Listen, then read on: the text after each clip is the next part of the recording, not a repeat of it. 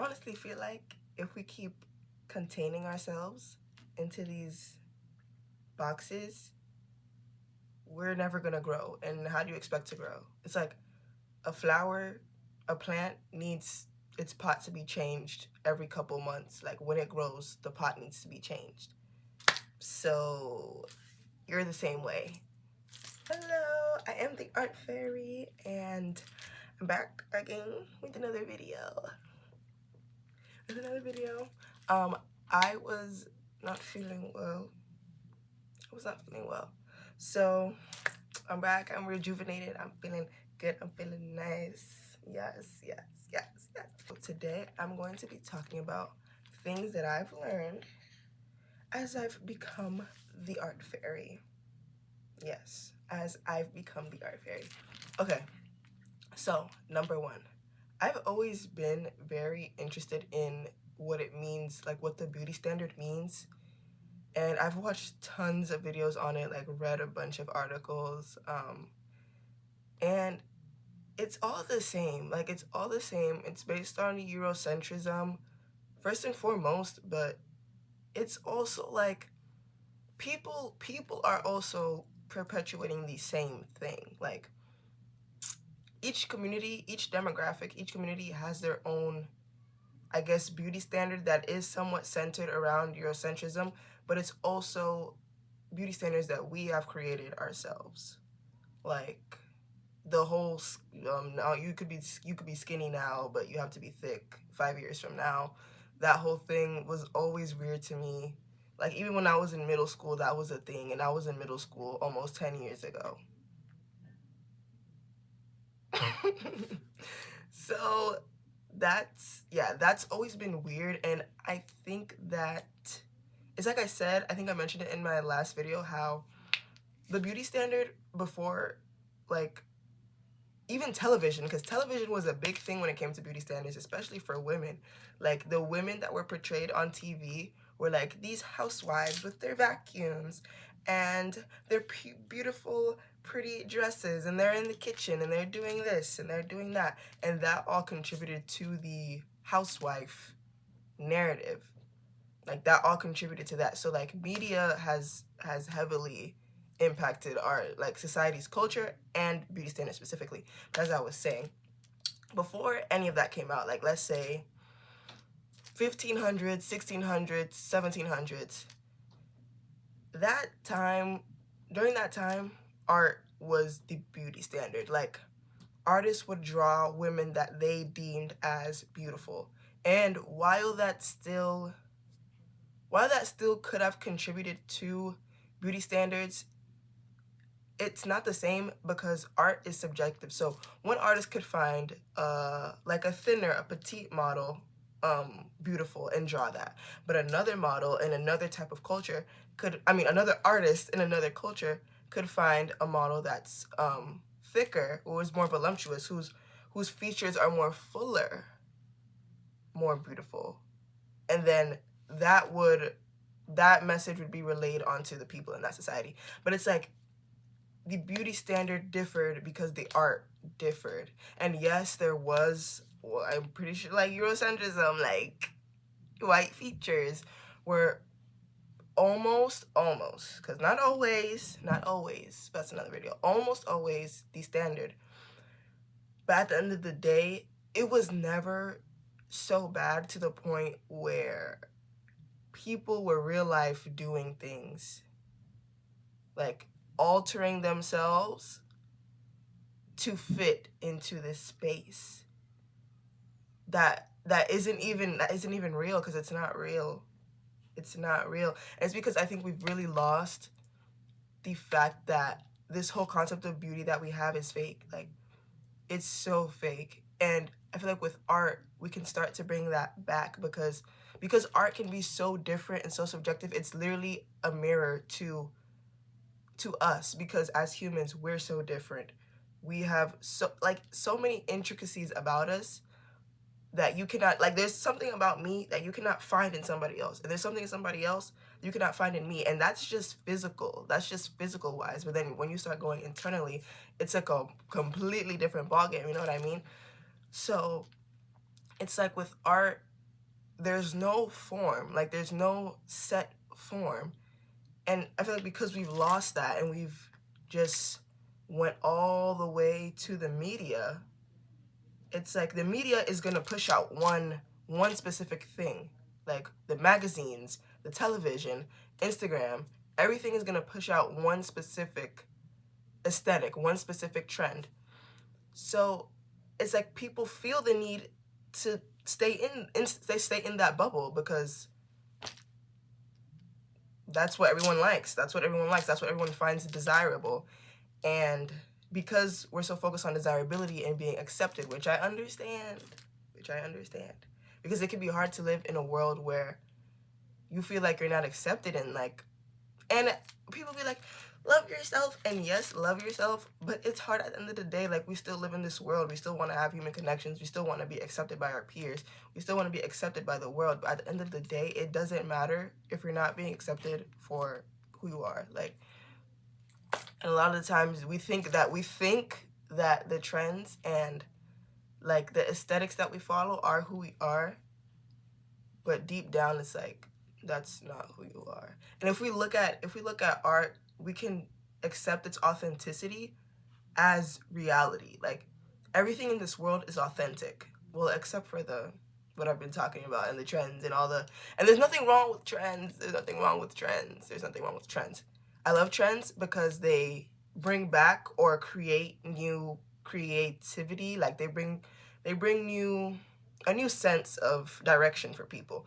But it's when you internalize it as your own and then make that your whole thing, that's when it becomes a problem. That's when it becomes a very big problem, because then you lose all sense of individuality. But individuality. But yeah, back to what I was saying. What was I saying? I forgot what I was saying. I forgot what I was saying. So I was talking about how authentic art is. And oh God, I feel like it's really gonna be so long, but I don't care. I could talk about this all day. But anyway, like, I'm gonna use an example that everybody knows about. Doja Cat. The baddest of the baddest. Yes. Anyways, yes, Doja Cat. I think it was her Met Gala look, I'm pretty sure. I don't know how long ago, but it wasn't that long ago, where she painted herself red and had these crystals or diamonds. They were real. They were 100% real, like all over her body. The minute I saw that, I said, what? She really did this? And that was my first thought. And then my second thought was, how much time did this take? Like, you know what I mean? And the reason that I thought those were my immediate thoughts is because I understand art, not just the fake idea of beauty that the world is putting out now. Like, I understand art, and because I do, I could see that for what it was. It was art. It wasn't conventional, because art isn't always conventional. It was art. Like, and then I think she posted, or someone posted, the behind the scenes of her getting into that look, and she spent hours in that chair, and it was all because she had a vision that she wanted to execute. She didn't want to do what she was expected to do. She wanted to step out of that box that I've been talking about and do something else. And you know what people start saying? She's demonic. She's coming for us. What is wrong with her? She's going crazy. I miss old Doja. I miss 2016 Doja. And it's like, you miss that because she adhered to social contracts that y'all wanted her to. Not because she was being 100% herself. And I can't speak for her. Like, maybe she was, maybe she wasn't. But at the same time, during that time, she wasn't, from what I've seen, she wasn't fully stepping into her creativity. And now, like, she's been deeper, like, into her journey as an artist, and that's something she came up with, and that's cool. Like, I feel that's really cool. Like, I could call it weird, and honestly, I don't think weird is a bad word. Like, weird, like, that shit is cool. Like, it's cool.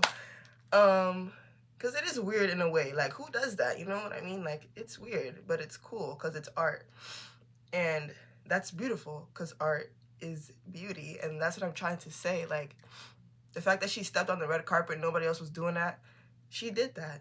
Like, she really did that, and I just don't understand. Well, I do understand because that's the culture we live in, but I don't appreciate how people are trying to transform something that is so cool and innovative and just full of artistry and creativity into something negative and bashful, and they're just angry. Like, they're just angry that she's doing that she's not, they're angry that she wasn't doing what society want her to. Like, I don't know, that it was just honestly weird. But anyway, yes, artistry should really be our form of expressing beauty through your fashion, through the jewelry you wear, through the makeup you do. Everything should be an expression of self, and that in itself is artistry. And yeah, so that's the first thing I learned. Second thing that I learned from being the art fairy. So, childlike imagination. We have been so focused on like portraying this idea or identity that like we're so grown and we do this and we do that. Like, especially I feel like as women, I can speak as a woman because I'm a woman. That's the experience I live in. Like, the whole baddie aesthetic, the baddie culture, like, it just portrays to like the grownness of womanhood. And it's like, you're just kind of skipping over a bunch of steps anyways, but also it's like you're so focused on giving out that look and giving off that vibe, and it's like you don't even know yourself half the time. Like, that childlike sense of yourself is still in you, and you're not using it in your everyday life, like in your real day world, and that's taking away from you for real, because that childlike innocence that you had is your imagination, like, is your ability to be free. And from childhood, we were stifled. Like, through school, you had to raise your hand to use the bathroom. You had to raise your hand to use the bathroom. You had to raise your hand to get water. I remember in my school, you had to put up the this to get water. Like, you had to raise your hand to get water. And it's like, these are all systems that are confining you as a child, and you grow up in that. And then in society and in the media, you also grow up in that. So it's like you lose a lot of that. I lost a lot of it. And what I'm saying is, like, not just for you to listen to, it's also for me. Like, these are things that I've been learning. Like, I was also in that, like, in that bubble, but I learned to come out of that because I realized that I was happiest when I was coming from a place of true freedom. And that freedom comes from the child in you. Like, that freedom and imagination, especially as an artist, like, that's what I need personally. That's what I need. I need the imagination and freedom that I have as me, as myself now, as my grown self now, but also when I was a child, I just had that freedom and liberty to express. And that's what everyone needs, even if you're not an artist. Everyone needs that to express themselves, because everyone is expressive. No matter in what shape, way, form you put it, everyone is expressive. So you need that. Like, for example, you like a show, right? You don't have to stop watching the show because it's a show that you watched when you were a kid. Now, I'm not saying that you need to stay, because some people stay in that place. Like, you don't have to stay in that childlike place, like, because, like, you're grown at the end of the day. And you have to keep growing. That's also a beautiful part of life. But you can still carry on those, because those are things that you love. Those are things that you liked. You can still carry that on.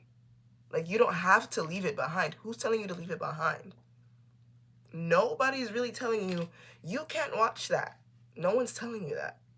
Besides yourself. Like, no one is telling you that. Like, I'm trying to think of a show. Winx Club. I don't know why I had to think. Winx Club. No one is telling me that I can't watch that. Why wouldn't I be able to watch that? And it's a kid's show, or like H2O or Mako Mermaids. It's a kid's show. No one's telling me I can't watch that. But there are some people who are like, oh, you're watching, like, that's a kid's show. Like, I've heard that before. Like, oh, that's a kid's show. Or, like, I had this watch. It was a Spider-Man watch. And it was like one of those kitty Spider-Man watches that they sell at the store. And I went to school, and some people were like, oh, like, why you have a Spider-Man watch? And someone else told me, oh, isn't that like for little boys? I was like, no, it's for me because I like it. Like, it's for me because I like it. And I don't think that you really have to leave things behind because, and it's because of outside influence. That's why we feel like we have to leave it behind, but it's like leaving a part of yourself behind. And because of that, you lose a bit of your creativity. You lose a bit of your freedom to express because you've locked that in a cage somewhere else so no one can see it. Not even yourself. You can't even see it.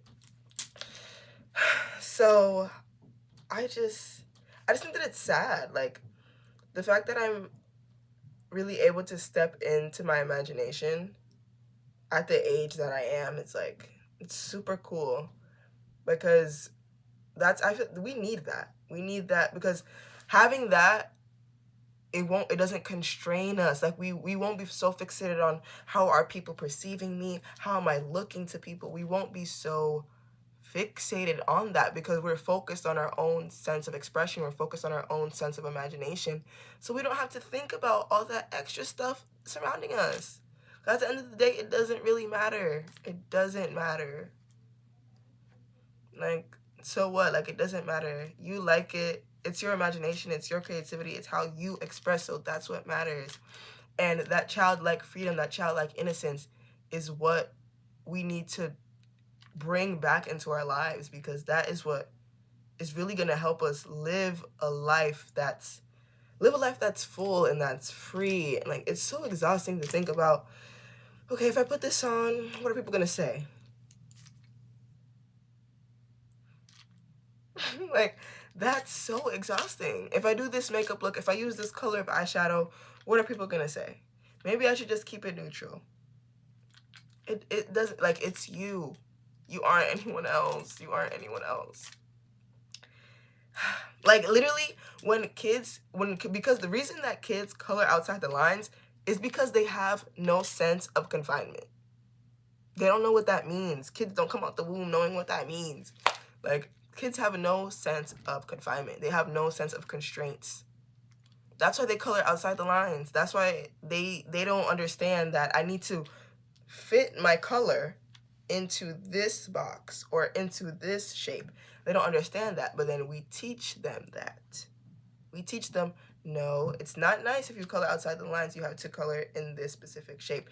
And I'm not saying that that's bad. Like, obviously, like, you want things to look neat, you want things to look nice, and kids are just scribbling and doing things, which is cool. I love that. But, you know, at the end of the day, you want them to learn skills where they can, I guess, their work can look more presentable, you know, and that's fine.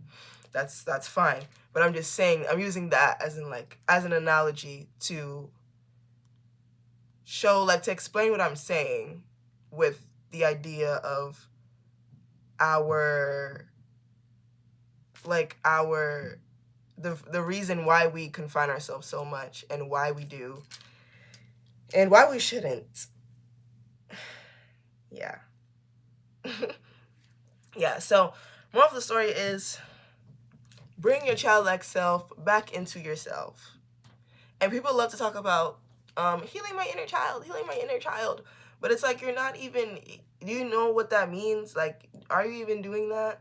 Like, you say you're healing your inner child, but you're not even doing the things that your inner child would do. You're not even bringing that out of yourself into your expression, into your world. So even the fact that I call myself an art fairy is an expression of my inner child. Like, and she's so happy, which means I'm so happy. It's all connected. Yes, so that was that. That was number 2. So number 3, I'm realizing that if I put these up, they're 6, but number 3. Okay, I was gonna do 4, but I think I'm gonna save that for another video. So I'm gonna just do 3 for this video. So, alchemization. And what I mean by that is turning the bad things into the good things. Rewiring your mind so you can think about things in a more positive way. And this isn't toxic positivity, because I also don't like that. I don't like everything is flowers and rainbows. No. Because it's not. If life was like that, it would be just like whatever, if life was always like that. But I'm saying, like, the little things in your life that are bad, just pick apart the things that you hate about your life or that you don't like about your life. Just pick them apart and see whatever you can, like the littlest thing that you can change into something good. And that is alchemizing. The littlest thing that you can change about the thing that you don't like and turning it into something for your benefit is the best thing you can do. Because if you continuously do that, you train your mind not to always go straight to the negative. And that's how you lose yourself and your mental health goes down, down, down, down. Because you're training yourself to always think negatively no matter what. Like, it's probably not even that bad, but because you're so accustomed to thinking about worst case scenario, it's that bad. Like, for example, like I was doing like some breath work, like meditating, and the shower was on. I think someone was gonna get in the shower, and at first I was like, oh my god, the shower is on, like I can't focus. But I thought, wait, this is water. Like, it sounds like a rainfall. It sounds like rain. It sounds like it's raining outside. So like, okay, I can think about it as if it's raining. Like, I can think about it as rainfall. I can think about it as something soothing for me. And once I did that, it was like, okay, I can do this. And it's like, it doesn't have to be bad. This shower water that's running, it doesn't have to be bad. I can use it to my benefit. And the bad things in life can't always be used to your benefit right away. But in some shape, way, or form, they can, because there's duality to everything. There's good to everything and there's bad to everything. So there's both. There's both energies in everything. So yeah, I just think that alchemizing is one of the best ways that you can live your life, because alchemizing means to transform. So when you transform the bad things into the good, you start to stay in the energy, or in like just the vibe of like goodness. I don't think that if that's the right word, but just in their energy of positivity, just looking for the positivity in situations. And honestly, it's hard. Like, that's a hard thing to do, and it's still something that I'm working on. But just working on, just starting, it's what helps you in the long run. Because then when the things get really, really bad, you aren't like so overwhelmed, because you know that at the end of the tunnel, something good has to come out of it. Because bad has to be good, and then good has to be bad. Like, it's interchangeable, you know.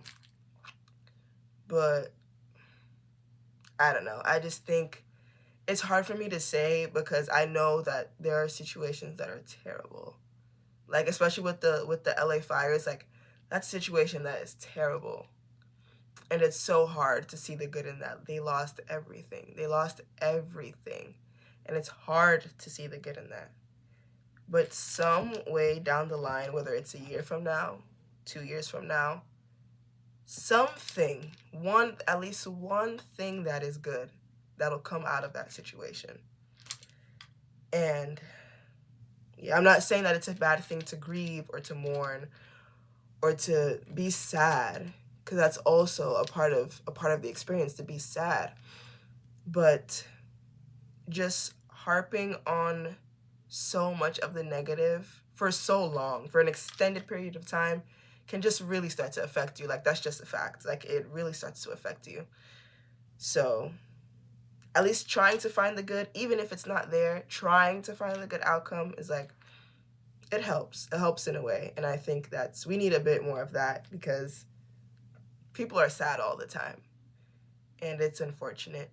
But I think that using that strategy, using the idea of alchemization, is how we can come out of that eventually. So yeah, that's the end of the video, and I really hope you enjoyed just some things that I learned about, like, once I started transforming into the Artfairy. And it's really been one of the best journeys that I've been on, because it's really helped me step into myself and into my art, because I feel like me and my art are not separate. We're one and the same. And that magic that I bring to my art, into my life, really needs to be brought into the world, because the world is losing its magic. The world is losing its magic. And the magic has always been there. So, that was the end of the video. I really hope you took something away from this. Remember to always grow and grow and magically grow. And I'm excited to make more videos. I'm excited to talk more. And yeah, that's the end of the video. So this is Magical Conversations with the this is Magical Conversations with the Art Fairy. And bye, bye, bye. Have a magical day.